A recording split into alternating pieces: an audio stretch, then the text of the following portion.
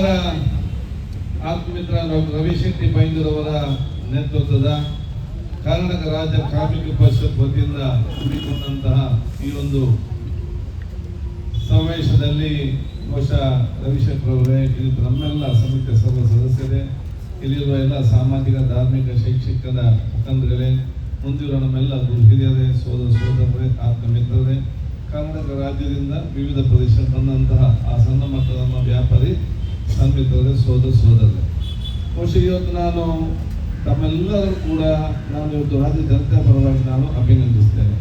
ಯಾಕಂತ ಹೇಳಿದ್ರೆ ತಾವೆಲ್ಲರೂ ಕೂಡ ಸ್ವಾಭಿಮಾನದಿಂದ ಕಷ್ಟಪಟ್ಟು ಬೆವರು ಸುರಿಸಿ, ಅದು ಮಳೆ ಇರಲಿ, ಬಿಸಿಲಿರಲಿ, ತನ್ನದಾದ ಕೆಲಸ ಮತ್ತು ಕಾರ್ಯನಿರ್ವಹಿಸಿ ವ್ಯಾಪಾರ ಪ್ರಾರಂಭ ಮಾಡಿ ಸ್ವಾಭಿಮಾನದ ಬದುಕು ಕಟ್ಟುವ ಮೂಲಕ ಮತ್ತು ಕರ್ನಾಟಕ ರಾಜ್ಯಕ್ಕೆ ಒಂದು ಆರ್ಥಿಕವಾಗಿ ತಮ್ಮದ ಕೊಡುಗೆ ಕೊಡಲಿಕ್ಕೆ ಕಾಣದ ಕೈಗಳ ರೀತಿಗೆ ತಾವು ಕೆಲಸ ಮಾಡಿದ್ದೀರಿ. ಅದಕ್ಕೆಲ್ಲ